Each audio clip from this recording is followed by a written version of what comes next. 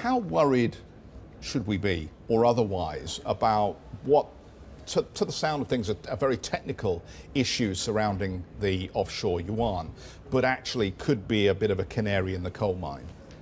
Yeah, I think it should be seen in the wider picture, and I think probably, I mean, the story at the moment seems to be that markets are kind of catching up with the reality of the situation. This is an economy that's been weakening for a very long time. We have our own estimates of GDP for China, and that shows almost a halving of structural growth since the financial crisis, and in last year very weak growth, kind of in the first half of the year below 4% on an annualized basis on our data, and just 0.4% on a quarterly basis in Q3. So markets are kind of catching up with that, but they're, in a sense, they're slightly putting the cart before the horse, if I can use a cliche at this time in the morning. Yeah, I mean, the 35,000 feet view seems to be that we've got financial instability globally because we're all worried that the Chinese are actually devaluing the currency. So stability globally appears to be founded on this idea that the Chinese might actually not devalue too much,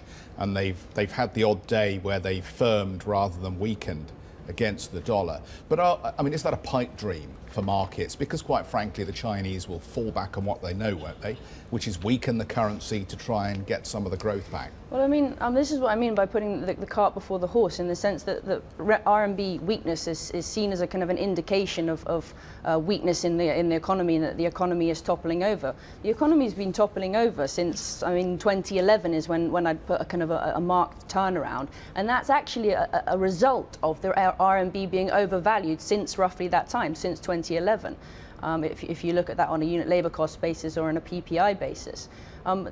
What's happening now is that capital outflows would naturally be carrying the RMB down, and the authorities are responding in a kind of a quite globally conscious way, I suppose, from our perspective, holding the renminbi up by selling their foreign exchange reserves. And a lot of the stuff that we've seen in the offshore market today has been a result of that, because they're trying to hold up the onshore rate, and markets perhaps don't quite believe that there won't be a much more fast decline and depreciation of the currency, so that they've had to go into the offshore market and buy up the offshore renminbi, and that does tighten liquidity, and that's a part of the story of why we're seeing the spikes in the HIBOR rate. Just the Chinese central bank being active here, because a lot of market participants think it could be other central banks being active as well. They don't want to see a wide-scale devaluation of the yuan because of the instability it would mean for other foreign currencies. I mean, I'm not sure if other central banks are actively in the market.